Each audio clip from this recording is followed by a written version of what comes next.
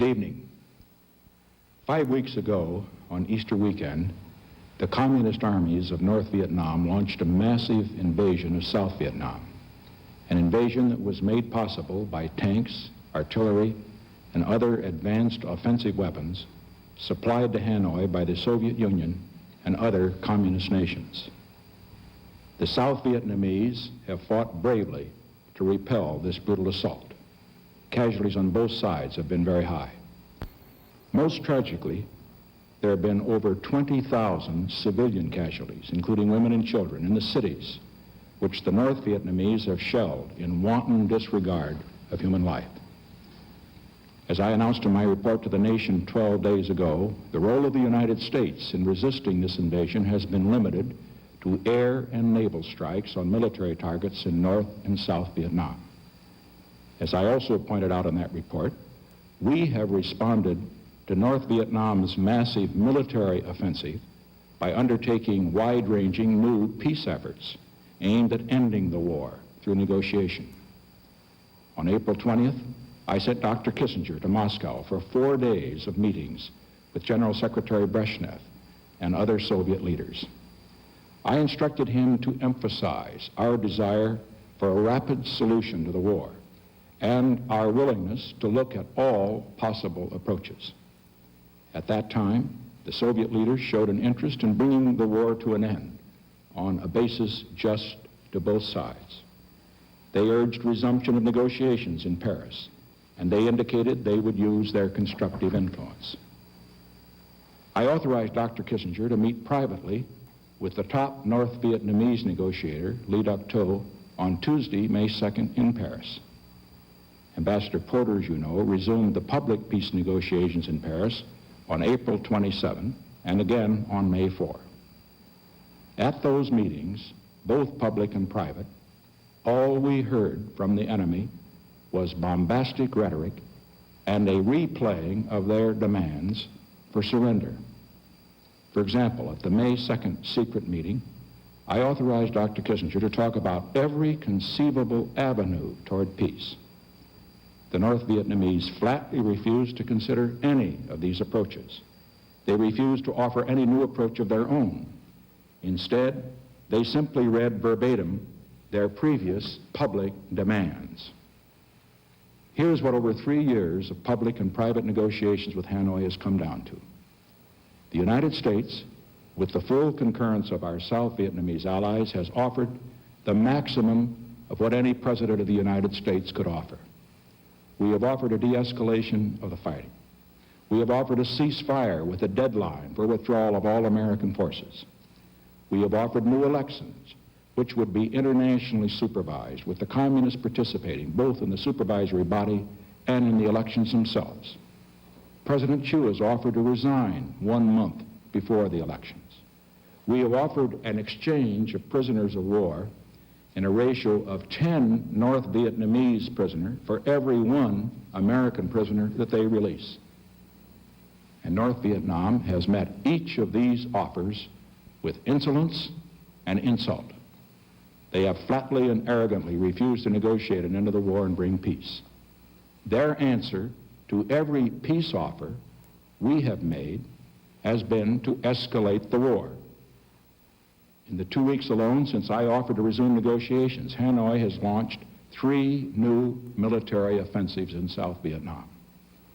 In those 2 weeks, the risk that a communist government may be imposed on the 17 million people of South Vietnam has increased. And the communist offensive has now reached the point that it gravely threatens the lives of 60,000 American troops who are still in Vietnam. There are only 2 issues left for us in this war. First, in the face of a massive invasion, do we stand by, jeopardize the lives of 60,000 Americans, and leave the South Vietnamese to a long night of terror? This will not happen. We shall do whatever is required to safeguard American lives and American honor. Second, in the face of complete intransigence at the conference table, do we join with our enemy to install a communist government in South Vietnam? This, too, will not happen.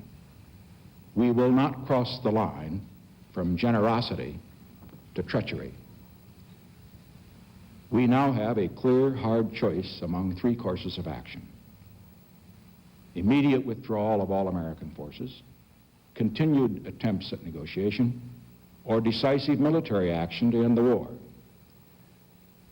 I know that many Americans favor the first course of action, immediate withdrawal. They believe the way to end the war is for the United States to get out and to remove the threat to our remaining forces by simply withdrawing them. From a political standpoint, this would be a very easy choice for me to accept. After all, I did not send over 500,000 Americans to Vietnam.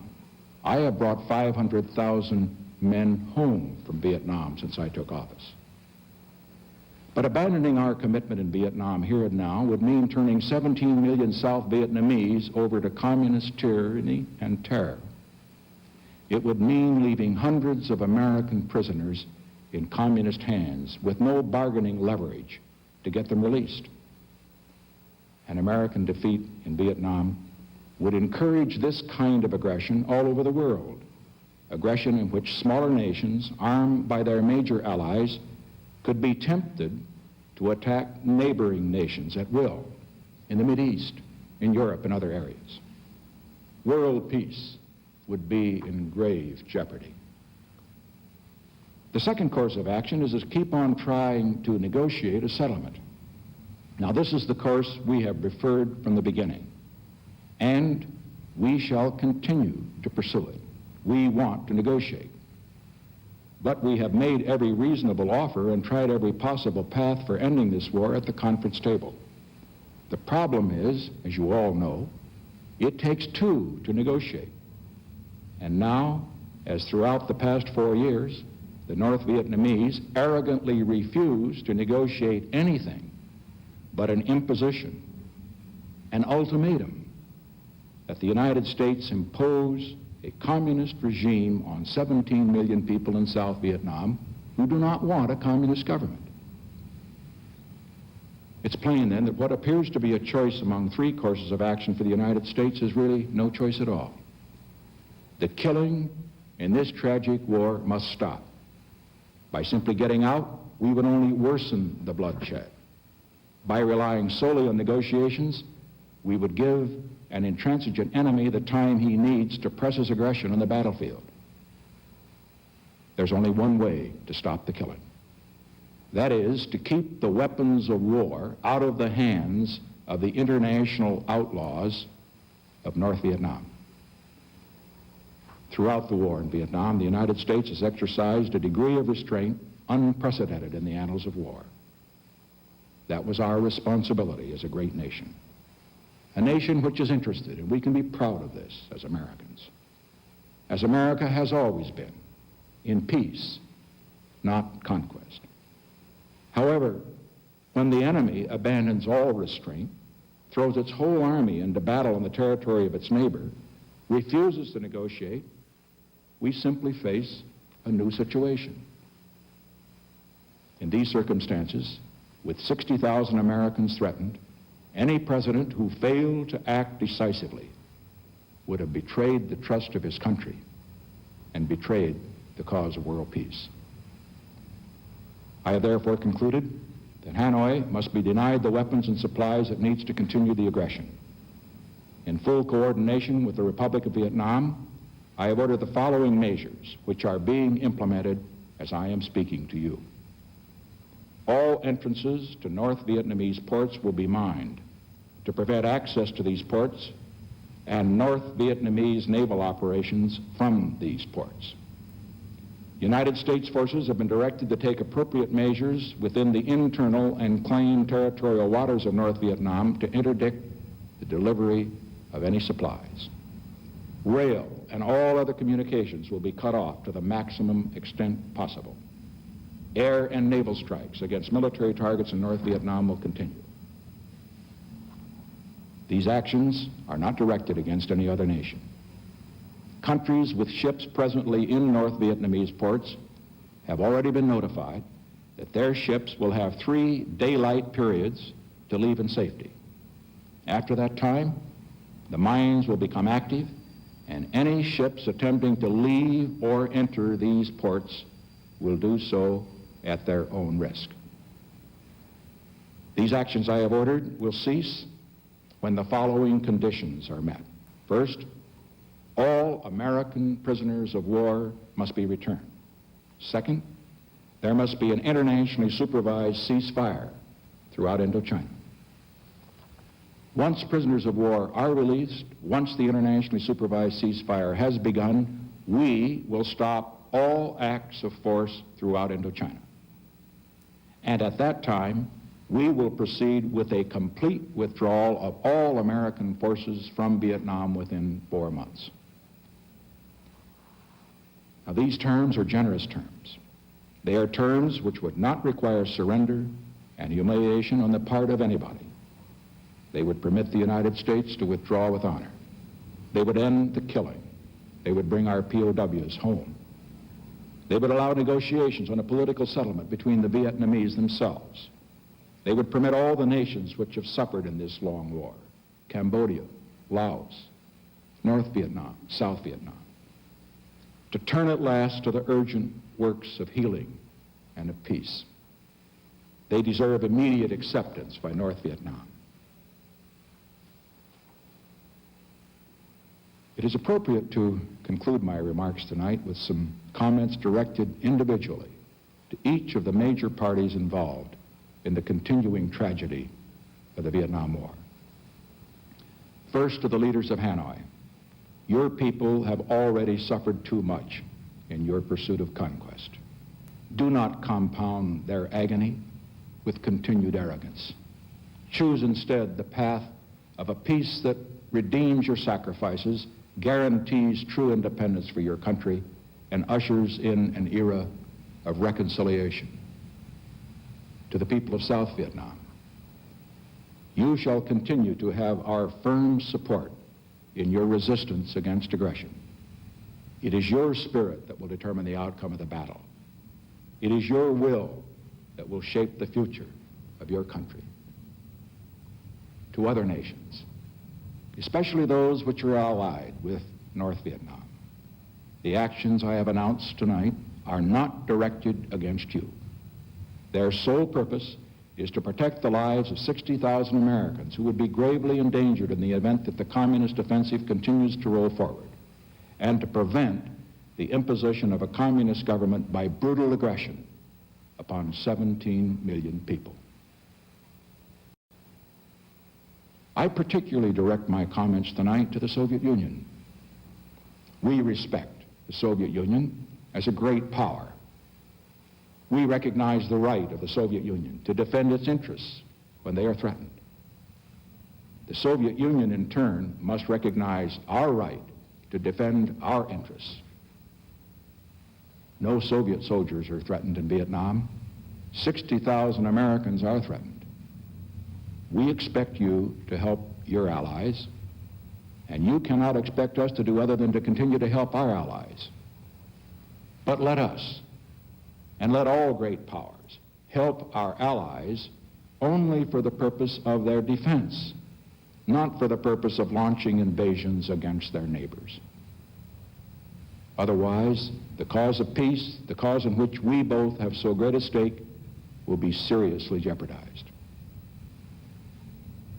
Our two nations have made significant progress in our negotiations in recent months.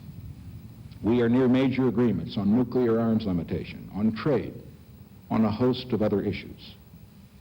Let us not slide back toward the dark shadows of a previous age.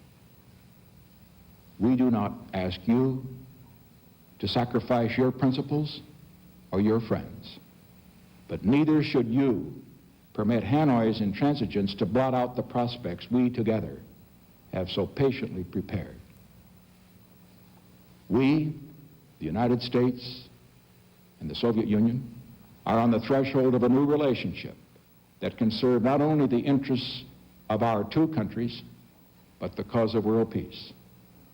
We are prepared to continue to build this relationship. The responsibility is yours if we fail to do so. And finally, may I say to the American people, I ask you for the same strong support you've always given your president in difficult moments. It is you, most of all, that the world will be watching. I know how much you want to end this war. I know how much you want to bring our men home.